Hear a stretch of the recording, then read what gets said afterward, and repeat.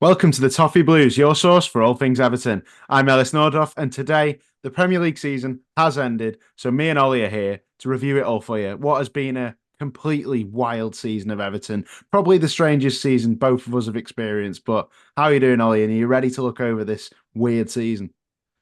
Not too bad, mate. Not too bad. It was one of those seasons, wasn't it? It was one of them where we probably all wanted to forget it at the end of at April, and then we had that mad week at the start of May where we just started to go on a random run. But yeah, listen, we've got to review it. We've got to go over it because it was a pretty interesting season in the world of Everton, wasn't it?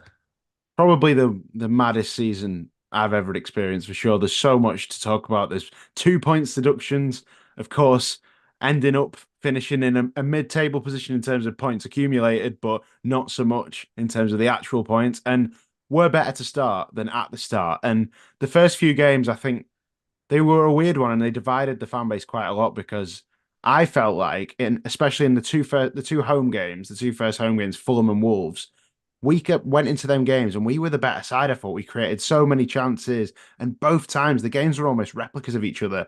We played really well, didn't convert, and then conceded and lost 1-0 in our first two home games. And sandwiched in between that, an absolute battering to Villa, which was one of the worst performances of the season. So, what did you make at the start?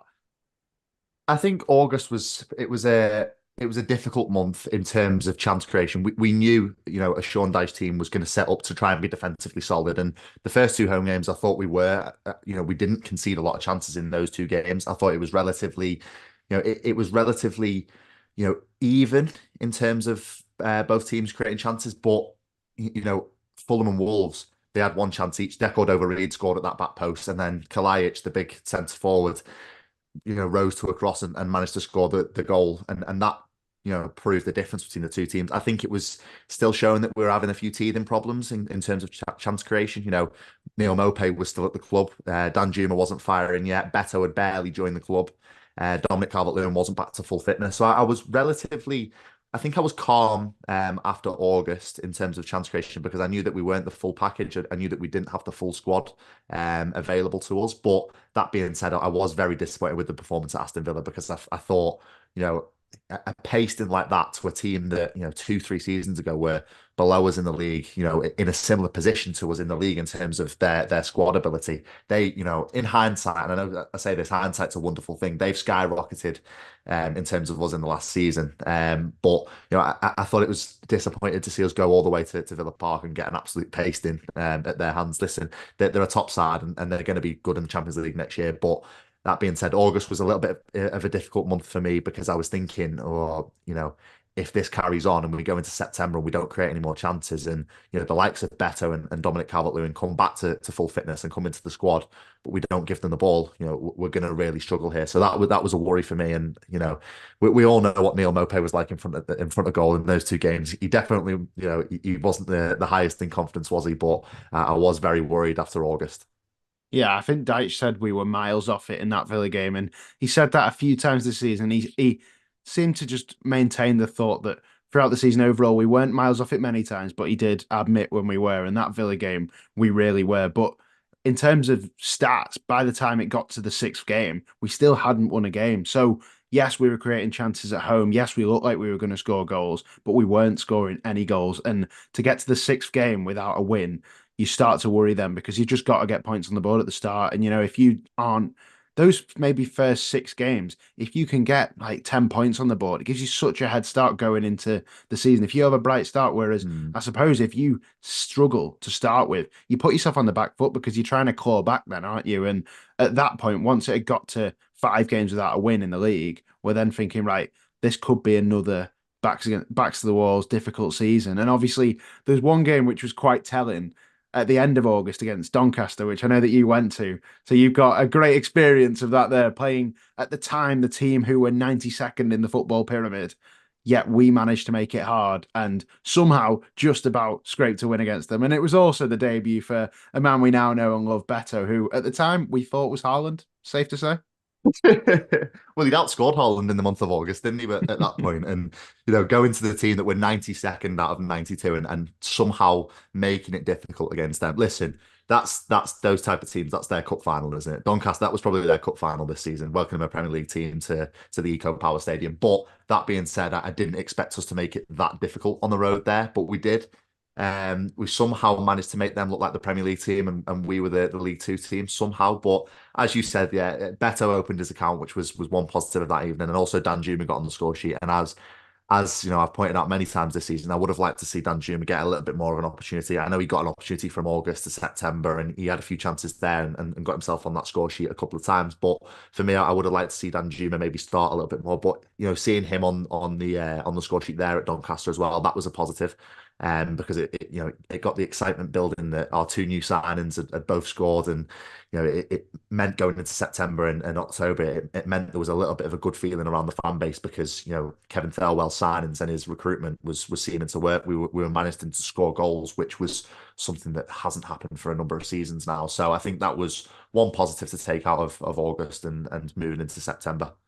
Yeah, I suppose it was a bit of a false dawn that game for Dan Juma, thinking we were going to get a bit more, and obviously followed that up and went and scored against Sheffield United as well, right in front of us in the away end at Bramall Lane. That was a good day, but overall, looking back, a massively wasted opportunity, of course. And obviously, we didn't lose to them, but not many Mm, teams drew to Sheffield United. So that's another yeah. game where, at the time, I think you were more annoyed than me, but at the time, I was like, okay, it's a point on the road against a team who tails up. Started just been promoted, but we nearly lost that the last kick of the game, didn't we? So suppose Yeah, we maybe did. alarm bells could have rang there, perhaps, but that was the start of September, and I think September's the time where the form changed, and I think we need to correct the narrative a bit here because people seem to say that it all started after that big points deduction, and what came after the Sheffield United game was Arsenal, Brentford, and Villa. Three games where arguably we played well in all of them, I'd say, but that was the start of kind of a good run. I don't know if you agree with me on the Arsenal game, but I just thought that game we designed it just to set up, defend, and we only conceded by one fantastic goal from Leandro Trossard. So that was the start of Yeah, September when the form improved. listen, the form definitely improved in September because we went to Aston Villa in the cup, didn't we, and managed to get a result there, which I don't think any Evertonian, seeing how badly we got pasted in August, going to Villa Park for a second time in 2 months, I don't think any Evertonian expects us to go there and get anything. So that was a positive, and that's that week where we played Brentford and we played Villa in the same week. What a We week won't that talk was. about. We won't talk about the Luton game because that was horrendous. That was genuinely, I was at rock bottom after that game. But certainly the Brentford game and the Aston Villa game, I was definitely really pleased with how we'd upturned our performances and how we'd improved ourselves as a squad. That being said, I think you mentioned the Arsenal game. That was one to forget for me. I thought the way we set up, and in hindsight, I think the way we set up was probably right because Arsenal are a top team going forward. They are a top side. They were going to create chances and they were going to score at some point. I think, not many teams keep Arsenal out and not many teams did keep Arsenal out throughout the course of the season. But that being said, I thought I would have liked to see us go at them a little bit more, just try and test them. It was early on in the season. We didn't really have much to lose. Just try and play a little bit more progressive, try and play out. And we didn't do that. But for me, a 1-0 defeat to Arsenal is definitely something that shouldn't be, criticised all season. It was something that I was probably annoyed for the first 2 hours after the game, and then I forgot about it by the end of the weekend. But no, for me, I think September was a positive month, and despite that Luton game, which I did mention before, the Brentford performance, it was our first away win in London for a long time, wasn't it? And it was a long time coming because we've been knocking on the door with away performances for a few seasons now, and sometimes they just haven't really given. I look at the West Ham performance under Frank Lampard, the first one, not the second one, where we were unlucky to lose that game 2-1. There was a few performances in those last two seasons where in London we did put in a decent performance but didn't come away with a decent enough scoreline. So I think the upturn in away form, especially in September, was definitely something to be proud of, and definitely something that had been a long time coming. Well, yeah, it was my birthday week as well, so it just all got started at the right time. That for me, it was fantastic. Two wins in a week. Obviously, the Luton game. We don't really want to go into that too much. And that was like, we were looking and thinking, right, we can beat teams on the road here and convincingly as well. We were the better team in both games and we got those huge wins. And then we're like, right, can we back it up at home? Can we finally turn the home form around? And obviously, there's a great performance at the start of October against Bournemouth. We really Mm. did play better than that day. That day, we were just miles the better side. And that day was the first game where after there was a big injury in the camp, I suppose, wasn't there? And it wasn't a player, it was actually one of the fans. I wasn't able to attend many games after that for quite a while because unfortunately I dislocated my kneecap. So missed a load of games and for some reason we probably played our best football all season, didn't we, while I wasn't I was going to say, Blues, listen, he's the reason. He's the reason that we played there? well after that. After that injury, he's the reason we played well. He was the bad luck charm because as soon as he came back, we started getting beat again. We didn't win for 15 games.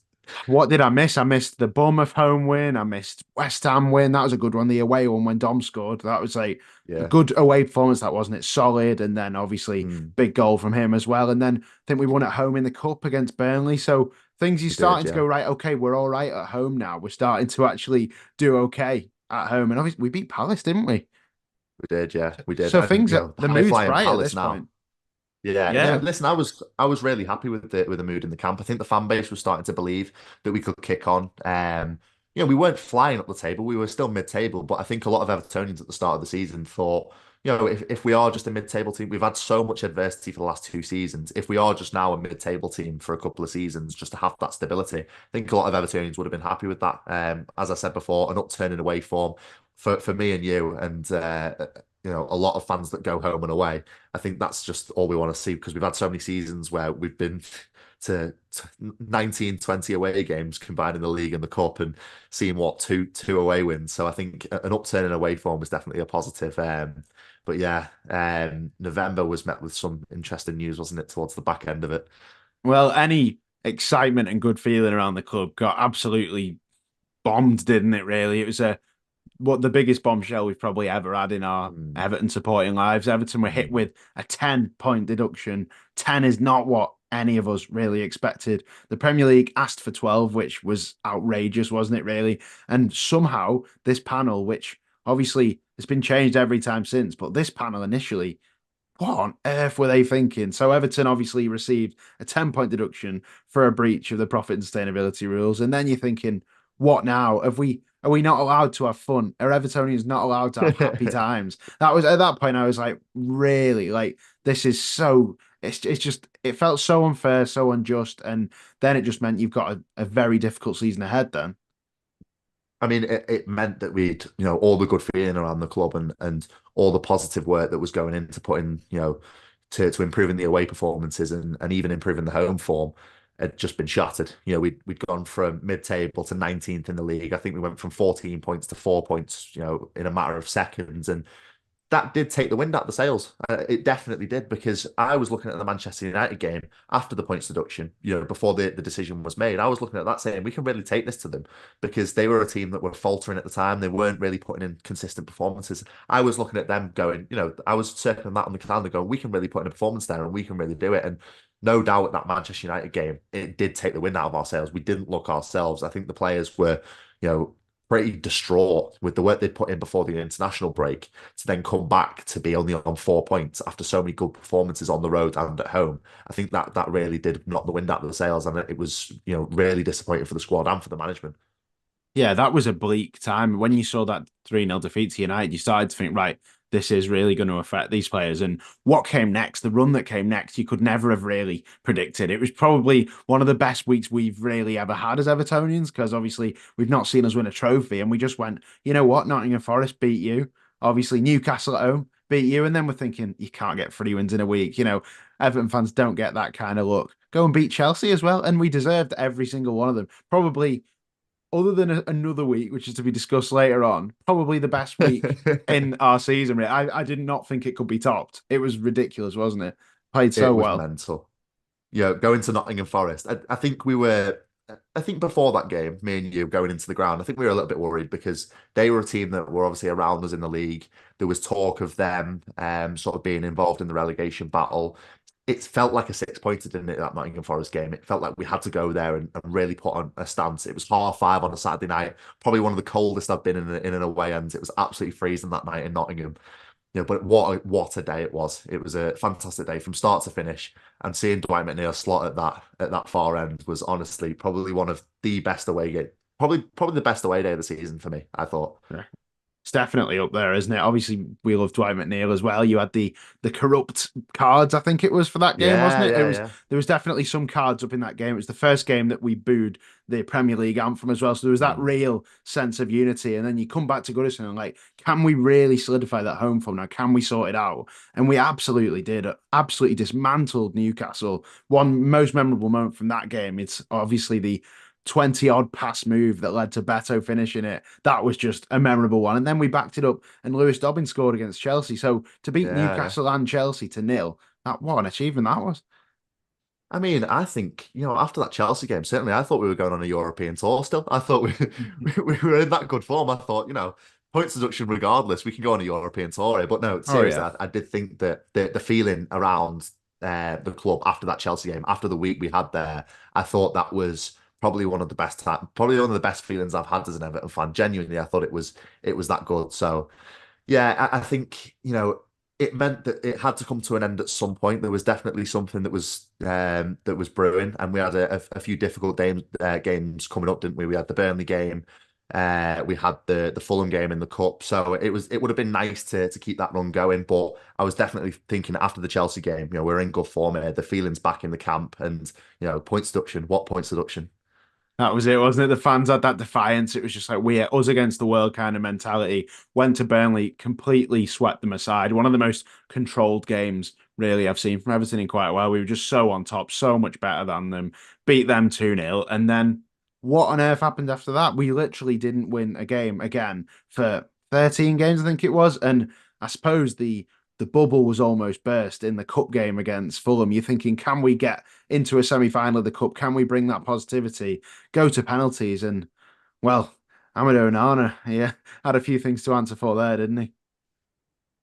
He did, he definitely did, and for me, I think that penalty was probably one of the lowest points in that month. I think December we definitely struggled after that because we had the Fulham game where we didn't play well, did we? We played really badly against Fulham. I thought we were really, really poor against Fulham. So to go from putting in such a performance against Chelsea to then going from that to a Fulham performance where we were not at the races. Beto had to score late on. I thought that was really difficult. And then obviously the penalty shootout. We all know what happened there. We all know what Amadou Onana did in that penalty shootout. But we won't dwell on that too much. We won't talk about that too much because a lot of Evertonians will say that derailed our season. I don't think it's that deep. I don't think it had that much of an effect, but it definitely did knock the wind out of our sails a little bit. And then going into the Spurs game away from home, I thought we were absolutely horrendous that day. I genuinely thought that was where I was like, oh no, we're in trouble here because I thought the performance at Spurs was really not up to scratch. I know a lot of Evertonians probably won't agree with me there, but I thought the Spurs game there, I thought we let them have it all their own way in that first half, and that for me showed that it was going to be a really difficult period to come.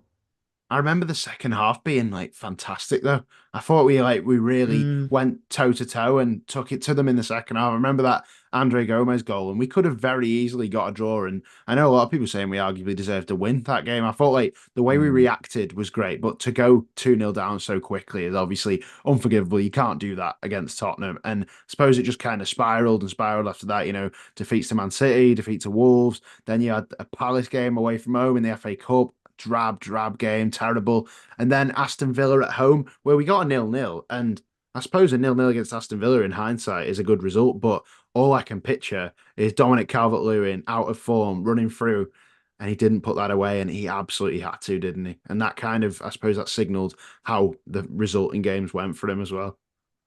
I think that showed how bang out of confidence he was. That exact chance there, because you look at the performance against Aston Villa in September in the Carabao Cup, he had the identical chance at the Holte End. He had that identical chance and he put it away. He ran through at Goodison, and we all know what happened. He didn't score, so I think that just showed his confidence and show how out of confidence he was. But I think that signalled the start of a really bad run, didn't it? I thought we were I think at that point I was starting to get a little bit worried because we knew no one was coming through the door in January. We knew that there was going to be no signings. We all got to deadline day, didn't we? And expected a loan signing or a free transfer to come in through the door, but it didn't happen. We were stuck with the squad that we had. And then we went into the back end of January, going to Fulham, didn't we? On was it a Wednesday night? It Tuesday was it a night, midweek yeah. game? Tuesday night. Terrible, terrible game. Awful, awful game. What time did we get in? Probably about 3 in the morning after that game. It was Yeah, probably one of the worst decisions we made all season going to that game. But definitely. no, at that point we were definitely starting to get to the start of that really bad run, which we'll probably come on to in a minute, which I don't really want to, but we're gonna have to talk about it, aren't we? Well, obviously, before that, you knocked out the cup by Luton, which was very damaging. We weren't actually at that game. We were on an Otley run, and any Evertonians from Leeds, you'll know what an Otley run is. And safe to say, we had a better day than the Evertonians who were at Goodison. Oh, we might have. We were at the races actually. No, that was West Ham. That was West We were Ham. at an Otley run, yeah. So two games where we got beat. So maybe we are the lucky omens, but it did really go wrong after that. Obviously, earlier to this, we played Tottenham and City in a row. And then we go and play Tottenham and City in a row again. Obviously, drew 2-2, then got beat 2-0 by City, which is customary really nowadays, the way that City Yeah. play. And then there was a game against Brighton where there was a goal that has to be talked about, I suppose. A goal by Jared Branthwaite, which is probably up there for goal of the season. And a game where the performance, I think, was right that day. And I thought we had them.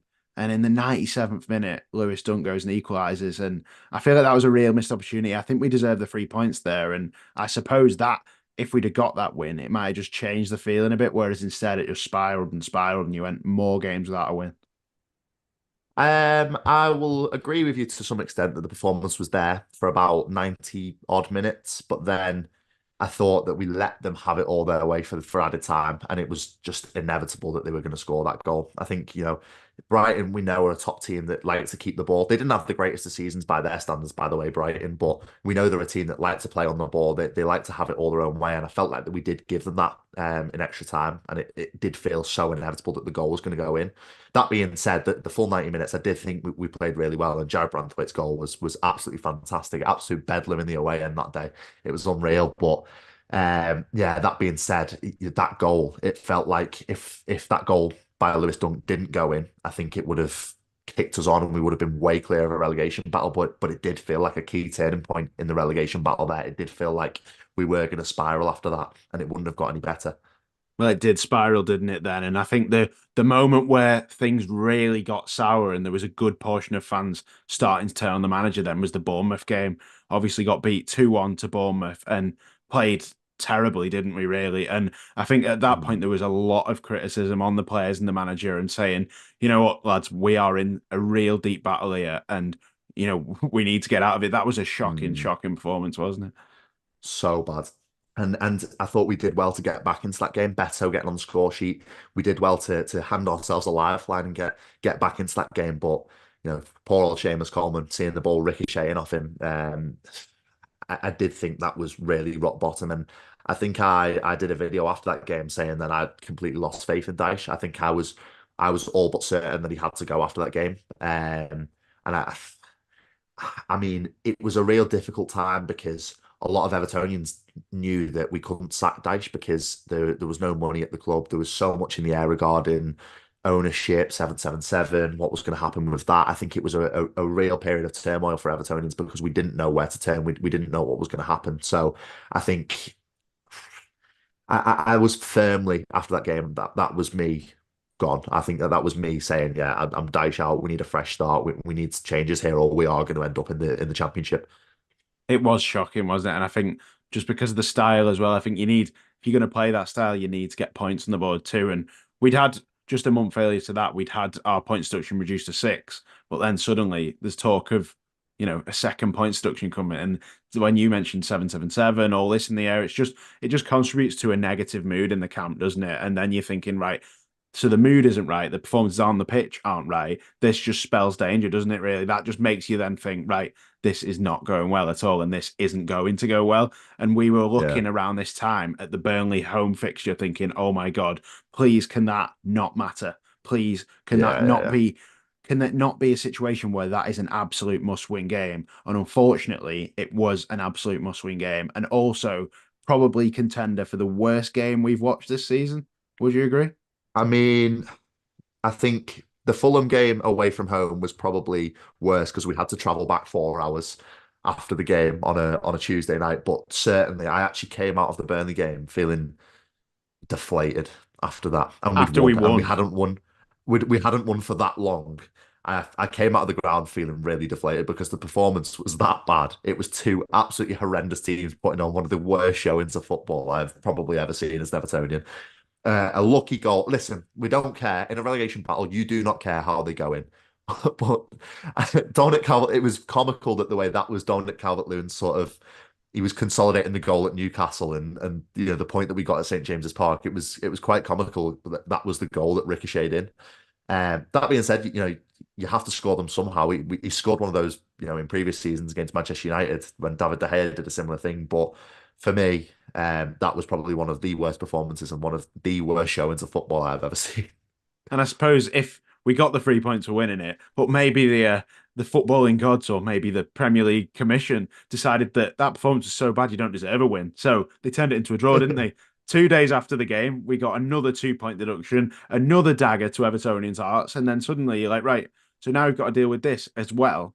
And there was Mm, so much controversy over this because we felt like there was double jeopardy. We felt like we'd been hard done by. Obviously, Nottingham Forest ended up receiving 4 points for something which was a lot worse. So it didn't quite galvanize anyone really. It more just added to the world of negativity that was going on at that time. And just thankfully we got that win because we just needed to get a win by hook or by crook. The previous win to that Burnley win was against Burnley on December the 16th. So that is the worst spell of this whole season. And I think mm. most Evertonians would be in agreement saying that really in most seasons Dyche would have probably lost his job, but it seems Yeah, like the club definitely. were in a position to actually sack him at that point. So Yeah, yeah. he kept on, and straight after that, we go and win. We think we've turned the season around, and then we have the biggest defeat of the season, the worst performance of the season, an absolute embarrassment, to be honest. You were there. I'm very sorry that you were there, but 6-0 defeat to Chelsea, completely unacceptable. And at a point where you're now thinking, what is left for us? Have these players got it in them to keep us up? Well, I mean, if I wasn't gone on Dyche after the Bournemouth game and after that performance, I 110% was after that Chelsea performance. I'm not ashamed to admit that I left on five. Listen, I pay my money. I travel down up and down the country watching them. I'm not ashamed to admit that I left after that Cole Palmer penalty because that was genuinely one of the worst showings I have ever seen from Everton away from home. It was horrendous. And I at that point I was like, there is literally no way Dyche can survive this. There is absolutely no surviving this. I was genuinely thinking we're gone. I genuinely thought I looked at the Nottingham Forest game that was coming up that weekend and thinking we're going to lose that if Dyche doesn't lose his job. I genuinely feared the worst. I thought at that moment it was done. That was the closest I'd felt to relegation, which is weird because in terms of points, we weren't close at all, really. Obviously, it was a little bit precarious before the Nottingham Forest game. There was still a lot of football to be played, but in the last 3 seasons where we've been in these relegation battles, that was the closest I'd actually felt to us going down to the Championship because I felt like we had a manager that was too stubborn to change. We had a squad that looked like they didn't want to fight for the manager anymore, and also we were not scoring goals, not creating chances, and conceding six on the road. Listen, Chelsea are a good side. They've got good players. Cole Palmer absolutely tore us to shreds that evening. But that being said, you don't do that. You don't lose, 6-0 on the road, especially a team that prides themselves on being so defensively solid. We didn't do any of that. It was horrendous. So I'm not ashamed to admit that I left on five and I wanted Dyche sacked after that game because I think a lot of Evertonians were in massive agreement. Yeah, you don't lose 6-0 unless something's gone wrong in a mindset sense. And like it seemed like the players completely switched off that day. And the biggest concern for everyone after that was it seemed like the players weren't playing for him anymore, which is Mm. obviously a massive worry because then you're like, well, if they aren't even up for this fight, what are you going to do? And I think this was the biggest turning point at this season. Maybe you could argue it needed to happen because it really Mm. did just shake them up, didn't it? It made them realize, right, we absolutely have to sort this. And I think Deitch did say to the players, he had a meeting and he was like, you've had it with other managers where you've stopped playing for them and they've been sacked. This isn't going to happen with me. And there was few things that were changed, wasn't there, as well? Obviously, he was thinking about different ways he could change things. And I think if I remember correctly, the next game was the introduction of tracksuit Dyche. Is that right? I knew you were going to say that. I absolutely knew you were going to say that. Yeah, the The Forest game was transform the man. first. The tracksuit Dyche was the first game at Nottingham Forest. Yeah, yeah, you're right. So this was the start of this was the best week in the season. And the players stood up finally out of nowhere after a 6-0 demolition, stood up and delivered with three massive wins in a week. Dyche had his tracksuit on, beat Nottingham Forest. And then in midweek, what happened? I can't remember. Can't remember what Um, happened. I do need to think about this because it was quite a long time ago. Yeah. A certain team lost the league at Goodison Park, didn't they? Did A it, certain did it, team. did it, did it. A certain What a team day. came to Goodison Park and got torn to shreds by Jarrod Branthwaite, Dominic Calvert-Lewin and co. We beat Liverpool 2-0, didn't we? In the Merseyside derby. My first ever Merseyside derby win in person. After 16 attempts, my first time seeing us beat Liverpool in person. Wow, what a day that was. That was performance from minute zero to minute 90. We were the better side. We outmuscled them, outfought them. Jarrod Branthwaite scoring as well. Great to see him score. And then you got the classic Duncan Ferguson, Everton number 9 header. Dominic Calvert-Lewin rose up, buried it, put it home. And to win 2-0 against Liverpool at Goodison, like you say, you'd never seen that at Goodison before. I was 8 years old when I last saw it at Goodison. It was something that we'd been craving for so long. And we absolutely deserved it that day. And that just brought everyone back on side, didn't it? It was a massive shift from all the players. And we always think if we're going to win a derby, we're going to nick it. We did not nick it that day. We deserved every No, bit of that. absolutely not. We did not nick it at all. I thought genuinely, pound for pound, we outmuscled, as you said, outmuscled, outbattled every single player on that pitch. I thought special mentions obviously to Branthwaite and Calvert-Lewin, but Mikalenko, that was the true Warriors performance for me. Playing on with ankle ligament damage until half time, giving us that performance. I thought that for me was, proper showing that he was willing to fight for the badge, willing to fight to get us over the line. And I think Dyche, after that Chelsea game, as we said before, he changed up a few of the mannerisms around the club. He changed up the approach to some of the training, and I think that that was one thing after Chelsea. I was like, we have a manager that's too stubborn. We have a manager that's not going to change enough things.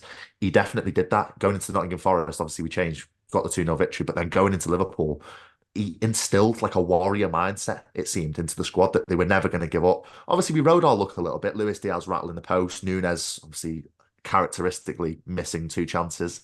But that being said, pound for pound, we were absolutely fantastic that evening, and we completely did a job on them, and we deserved that 2-0 victory. We did. And then it was same feeling as we had a few months earlier, where it was like, we've just won 2 games in a week and we've got a third one. Is there any chance? So first time around, obviously the Villa and Brentford week, we won two and then lost to Luton in typical style of typical football style. That is, I think every fan would think if you win two in a week, you're going to lose the third. Then we won three in a week in the Newcastle and Chelsea and Forest week, and this time all we had to do was beat Brentford to confirm our safety in the Premier League, and we did just that. Wasn't vintage. Idrissa Gueye scored, unlikely goal scorer, but that kept our place in the Premier League. And if any Evertonian was asked that we were going to be safe with 3 whole games left to go, with 2 points deductions, I think everyone would have snapped your hand off for that. And I think the players deserve a hell of a lot of credit for the work they put in that week. And it meant that we could enjoy the last 3 games. 100%. Listen, there was a lot of negativity from me after the Chelsea game, after the Bournemouth game. I'll openly admit I said that I was Dyche out. I 100% wanted him sacked after that Chelsea game. I think the majority of the fan base had turned after that. But that being said, the way he turned it round against Nottingham Forest, against Liverpool, against Brentford, you have to give him a huge amount of credit because it looked like every single thing, all the odds were against him. It looked like there was absolutely no way back for him, and he turned it round. So fair play to him. You have to say that the squad pulled together, the management pulled together, and got this club over the line to keep us in the Premier League. But as you said, with 2 points deductions to be safe by April, we weren't even in May at that point. We had the Friday night football against Luton, which we had it circled for months being like, no, that this is going to be the relegation 6 pointer. Sky even thought it would be the relegation 6 pointer, putting it on Friday night football. So I think to be safe by the end of April with 2 points deductions, fair play. Listen, I'll take my hat off to Dave. He did what he needed to do to get us over the line there. He did, and it meant we could just enjoy Luton away, enjoy Sheffield United at home in the sun, and then go off to London and have a massive day out. got beat, didn't really matter. Played pretty well as well, wound up some Arsenal fans when they didn't win the league. And finally, we could kind of close the chapter of what had been a really, really terribly tough season, which ended overall on a high. What would you say your final thoughts are on the season as a whole? And is it one that you want to soon forget, or are you quite proud of kind of the what we showed as a club through this time? It's probably one you want to forget, isn't it, in the grand scheme of things, because you were again so close to relegation. You had 2 points deductions. It's not the last season at Goodison, luckily. I think if it was the last season at Goodison and we ended it in that style, I think it would have been one to remember. But that being said, we've got one more season at Goodison now. But yeah, this season there was obviously a few good moments, as I said before, Nottingham Forest away. That was a great day out. Liverpool at home, getting that Merseyside derby win. They're just two of the moments for me personally that were top days out. But I think the bad days out and the bad memories probably outweigh the good. But that being said, we did what we needed to do. All we wanted all season was to be a stable mid-table team, and that's what we got. So I think we can't have any complaints. Just hopefully now we can kick on next season, show a little bit more progression, maybe try a few new tactical things. I'm not holding my breath, Mr. Dyche, but let's see what you bring in pre-season and for the first game of the season. But no, listen, I think there's a few good memories, a few bad memories, but all in all, it's a solid season. Probably one to forget in hindsight, but yeah, one of them. What are you thinking? I'd say overall, I'm proud of the players for what they did. That run was completely unacceptable in between. That can't be forgotten. And that was terrible for me. It should never have happened. But I think there was a lot of extraneous kind of variables to it. There were games where we should have got points, games, obviously, the situation, that cloud hanging over our head with the deduction. And the way they reacted in the end, I think, just deserves so much credit. They showed that they're a group who are together, united, and just really dug in for us when it mattered. So I'm proud of them for that. I'm proud Yeah, of Dyche for what he did as well. And like you say, it's going to be another crazy summer. We never get a stable, boring summer, do we? There's going to be more chaos. Hopefully, we don't lose many of our big players. You'd expect a few now, but if it's pin it down, quick fire now, just before we go, I want it rated out of 10. I want your best player and your most underrated honorable mention. Quick fire. quick fire. I'd go a 5.5 out of 10 season just for the that's probably quite harsh, but just for the 15 game winless run, I think you can't probably give it a six. My best player has to be Jared Branthwaite. I think he was so solid, even in that bad period. The goal he scored at Brighton, for example, trying to drag us over the line. I think he was the shining star in all that. And then the most underrated player, I have to say, Idrissa Gueye. Thought he was absolutely fantastic. In so many games this season, you look at the Crystal Palace away game, for example, you look at how many goals he scored in the run-ins keepers in the league. I think he went a little bit under the radar, especially for the rest of the league. So for me, yeah, Idrissa Gueye is my underrated player. What about you? What are you thinking? I'm going to go with 7 out of 10 for the season. Just I think those highs were so high that like I can't really give it much less than that. Player of the season it is Jared Branthwaite. What a player! And please, this time next year when we're talking about that season, hopefully he's had another season with us. And the underrated one, I'd have gone with Garner Gay as well, but I would give a mention to Mikolenko. I think he's massively Yeah, improved this year, and he's way better a player than he has been previously. So I suppose a season that we can now put aside and hope for better things to come. Is that right? definitely, definitely. Listen, let's hope we kick on now. Let's hope we put that aside, go into our last season at Goodison with the wind in our sails and hopefully some new signings this summer. I'm not holding my breath, obviously, for loads of new signings, but let's hope we put that aside, go into it positive and try and kick on and push up the league. Maybe a European tour this time next year. Who knows? Maybe it will be. We'll have to see. But a wild season over now. Thankfully, we can look ahead. Hopefully, there's positive times coming up for us Blues. But do let us know what you think of the things you disagreed with. There's got to be over the whole season. Let us know in the comments. But we hope you've enjoyed our season review. That is all. See you later.